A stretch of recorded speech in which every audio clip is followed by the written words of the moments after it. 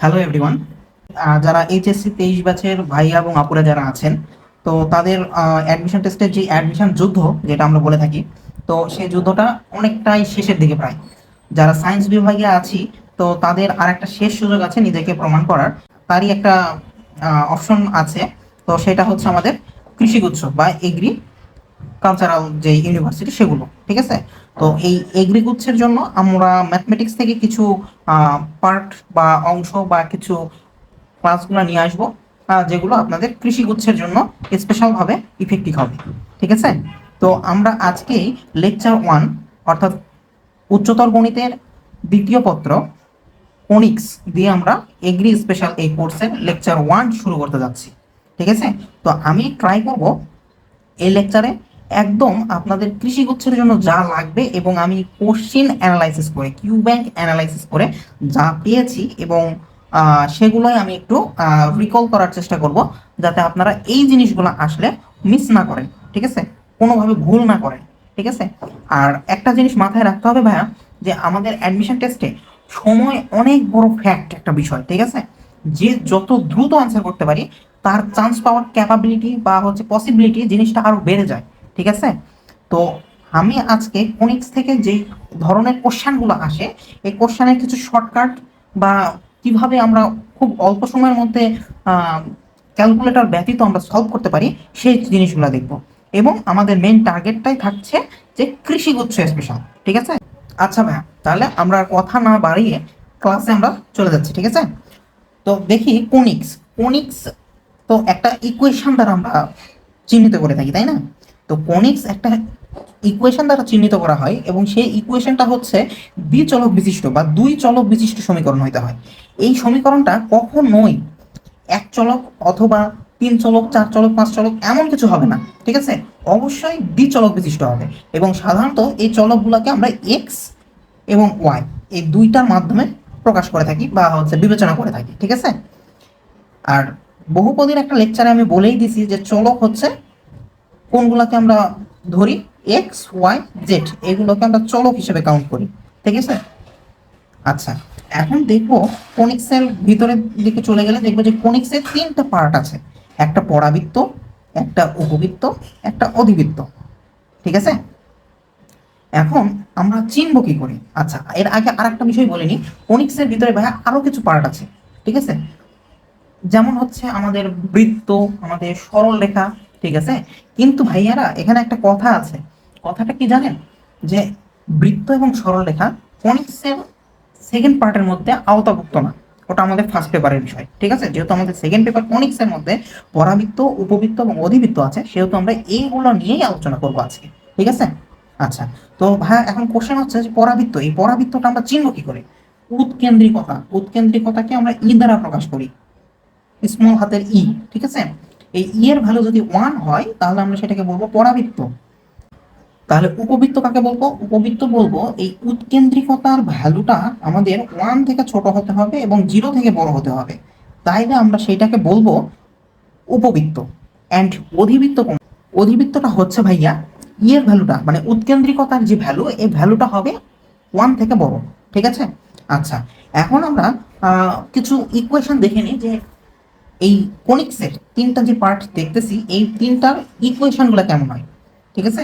আচ্ছা, এই ইকুয়েশনগুলো দেখানোর আগে আমি আরেকটা জিনিস দেখাই নিতে চাচ্ছি, যে যেহেতু আমি বলছি যে কোনিক্সের মধ্যে বৃত্ত এবং সরলরেখা এগুলো ইনক্লুডেড, বাট আমাদের সেকেন্ড পার্টে এই বিষয়ে আলোচনা নাই, ফার্স্ট পেপারে আছে, ঠিক আছে। উৎকেন্দ্রিকতার ভ্যালু যখন অসীম হবে তখন সেটা হয়ে যায় সরলরেখা। কি হয়? সরল রেখা। উৎকেন্দ্রিকতার ভ্যালু যখন 0 হবে তখন সেটা হয়ে যায় বৃত্ত। আচ্ছা, তাহলে এখন আমরা কোন বিষয়ে যাচ্ছি? আমরা একটু ইকুয়েশন গুলো দেখে নিই, ঠিক আছে। যে কোনগুলো কেমন হয়, পরাবৃত্ত দেখতে কেমন, উপবৃত্ত কেমন হয়, অধিবৃত্ত কেমন হয়, এই জিনিসগুলো একটু দেখে নিই, কারণ এগুলো একটু জরুরি, ঠিক আছে। কারণ আমরা যদি দেখে যদি চিনতেই না পারি কোনটা কি, তাহলে তো আমরা কি সলভ করবো, তাই না? পরাবৃত্ত হয় দুই রকম equation, x square is equals to 4ax, ঠিক আছে। আবার y square is equals to 4ay, এমন হয়, ঠিক আছে। আবার x square by a square plus y square by b square is equals to 1, এটা হচ্ছে আমাদের উপবৃত্তের ইকুয়েশন। ঠিক একই ধরনের ইকুয়েশন বাট একটু চেঞ্জ আছে। কিসে? আমাদের এই অধিবৃত্তের ইকুয়েশনের বেলায়। ঠিক আছে?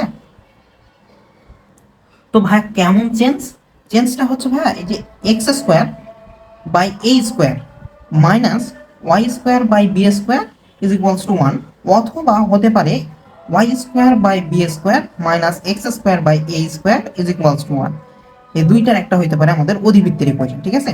তো আজকে আমাদের প্রথম যে সেশন বা প্রথম যে লেকচার, এই লেকচারে আমরা সাধারণত পরাবৃত্ত নিয়ে আলোচনা করব, কেননা পরাবৃত্ত থেকে হিউজ পরিমাণ কোশ্চেন আছে। ঠিক আছে? আচ্ছা, তাহলে এখন আমরা পরাবৃত্তের মধ্যে যেই 1 নম্বর টাইপ আছে সেই 1 নম্বর টাইপে চলে যাচ্ছি। 1 নম্বর টাইপটা হচ্ছে আমাদের শীর্ষবিন্দুর স্থানাঙ্ক নির্ণয়। তো এইটার জন্য আমি পরাবৃত্তের একটা সিম্পলি একটা ইকুয়েশন, এটা আমি একটা চুজ করে রাখছি। এই ইকুয়েশন এমনই হতে হবে তার কোনো কথা নাই, যে কোনো কিছু হতে পারে। আগে নিয়মটা বোঝেন, নিয়মটা বুঝলে সব কিছুই বুঝতে পারবেন।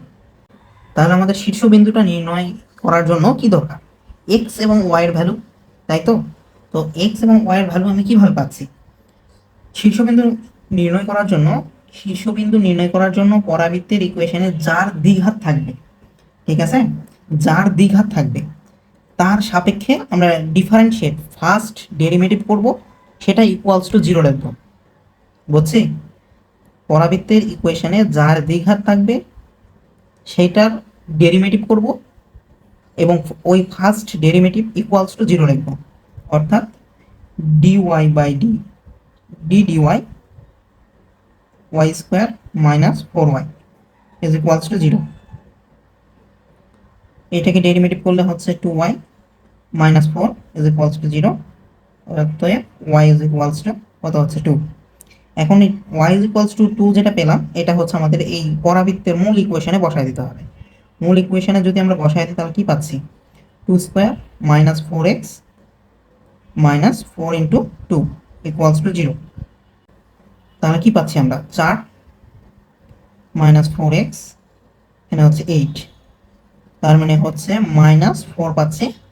তার মানে x ইজ ইকুয়ালস টু আমরা পাচ্ছি মাইনাস 1। তার মানে এই পরাবৃত্তের শীর্ষবিন্দুর যে স্থানাঙ্কটা হচ্ছে x y is equals to minus 1, 2। ঠিক আছে? আবারও বলছি, কার সাপেক্ষে ডেরিভেটিভ করছি এটা কিন্তু খুবই জরুরি। যার দ্বিঘাত থাকবে তার সাপেক্ষে আমাদের ডেরিভেটিভ করব এবং সেই first derivative is equals to 0 লিখব। তাহলে আমরা শীর্ষবিন্দুর স্থানাঙ্কটা পেয়ে যাচ্ছি। ঠিক আছে? তো এখন আমরা তাহলে আমরা একটা প্র্যাকটিস স্বরূপ একটা এক্সাম্পল দেখে নিই। ধরলাম x square minus 4x plus 2y equals to 0। এটা হচ্ছে একটা পরাবৃত্তের ইকুয়েশন এবং এই ইকুয়েশন দিয়ে বলা হলো যে এর শীর্ষবিন্দুর স্থানাঙ্ক নির্ণয় করতে। তাহলে আমরা কিভাবে করব? এখানে x এর উপর দ্বিঘাত আছে, তার মানে x এর সাপেক্ষে আমরা first derivative is equals to 0 লিখব। তাহলে আমরা ডেরিভেটিভ করলে কি পাচ্ছি? 2x minus 4 equals to 0, x is equals to 2। এই x এর ভ্যালু যেটা পাচ্ছি, এই x এর ভ্যালুটা আমাদের মূল সমীকরণে বসাই দিতে হবে। যদি বসাই দিই তার মানে হচ্ছে 4 minus 4 into 2 plus 2y equals to 0, minus 4 2y is equals to 4, y is equals to আমরা পাচ্ছি 2। ঠিক আছে? তো দাঁড়াচ্ছে পরাবৃত্তের যেই শীর্ষবিন্দুর স্থানাঙ্কটা কি দাঁড়াচ্ছে? xy equals to 2, 2। ঠিক আছে? আচ্ছা, এখন আমরা তাহলে আরো কিছু প্র্যাকটিস প্রবলেম আছে, দেওয়া আছে, তো সেগুলো একটু করি, তাহলে আমরা বুঝতে পারবো আরো ক্লিয়ার ভাবে। তো এই যে ইকুয়েশন দেওয়া আছে, এখানে আমাদের শীর্ষবিন্দু সমীকরণ বা শীর্ষবিন্দুর স্থানাঙ্ক জানতে চাইছে। তো আমরা কিভাবে নির্ণয় করব? ওই যে যার দ্বিঘাত আছে তার সাপেক্ষে আমরা কি করব? First derivative is equals to 0 লিখব। এখানে যেহেতু y এর দ্বিঘাত আছে তাহলে y এর first derivative is equals to 0।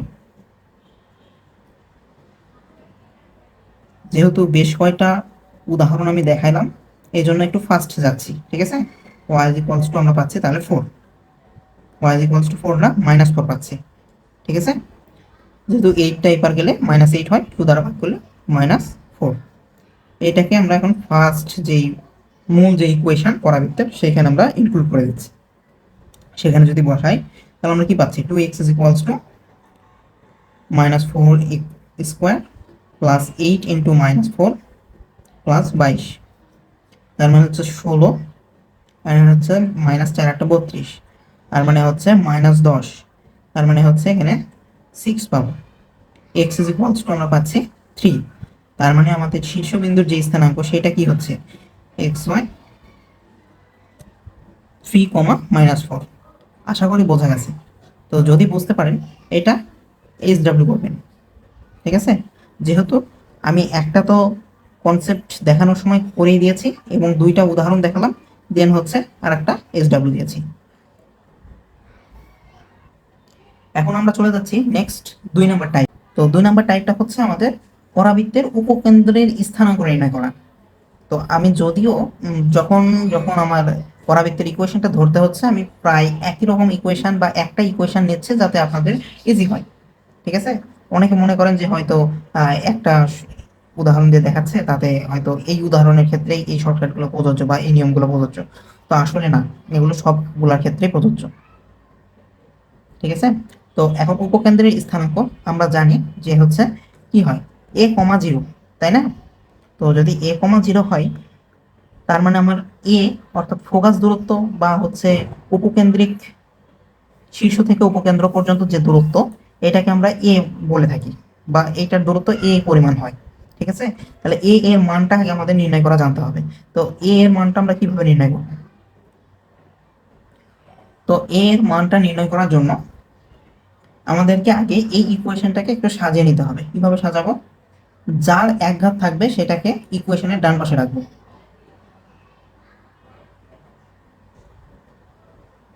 এখানে কার এক ঘাত ছিল?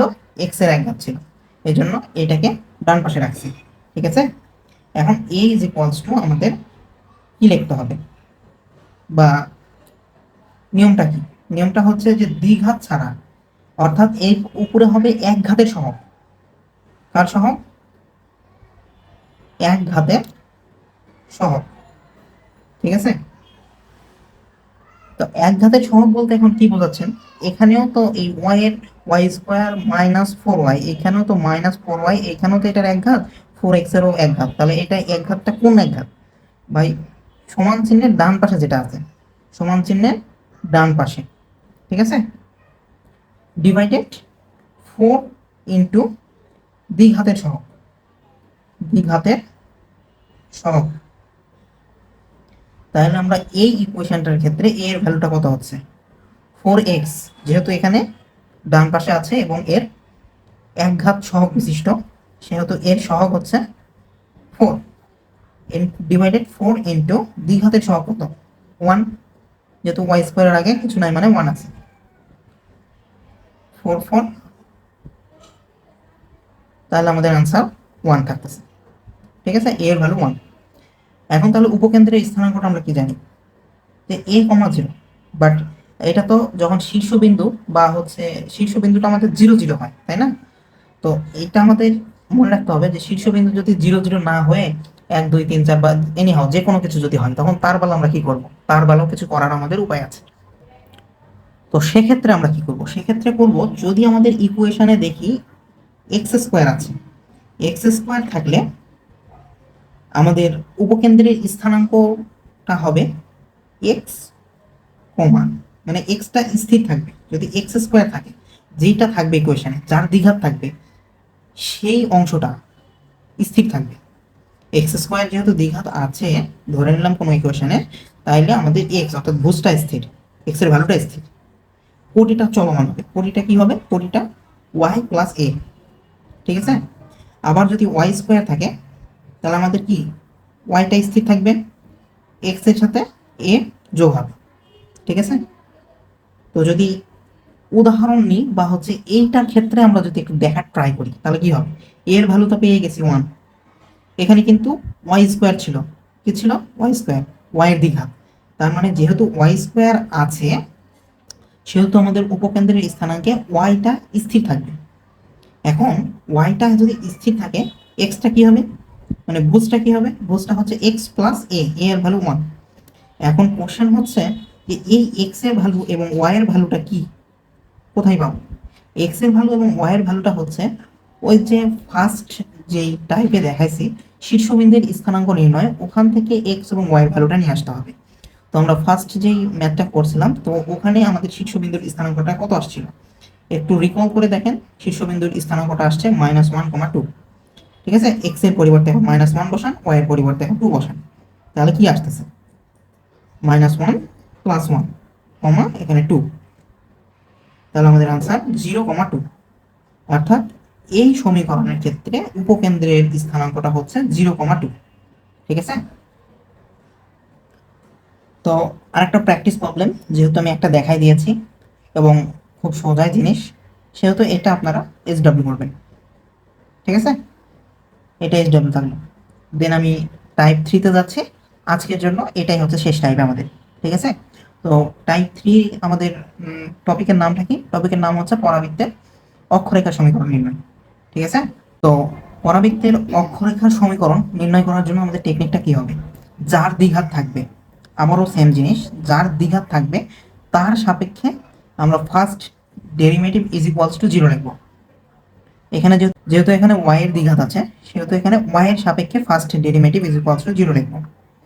আমরা d dy ডিভাইডেড, তার মানে d dy y square minus 4y equals to 0। তো ফার্স্ট ডেরিভেটিভ করলে কি হচ্ছে, কি পাচ্ছি? 2y minus 4 equals to 0। এখন আমরা এই লাইন থেকে কি করতে পারি? সিম্পলিফাই করতে পারি।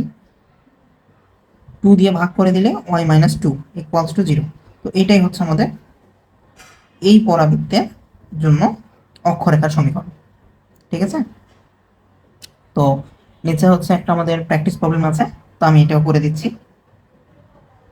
উপরেরটা যদি কেউ বুঝে না থাকেন তাহলে এখানে একটু মনোযোগী হবে, তাহলে ক্লিয়ার ভাবে বুঝতে পারবেন। এখানে যেহেতু আমাদের এক্স এর দ্বিঘাত আছে, তার মানে এক্স এর সাপেক্ষে first derivative is equals to আমরা 0 লিখবো।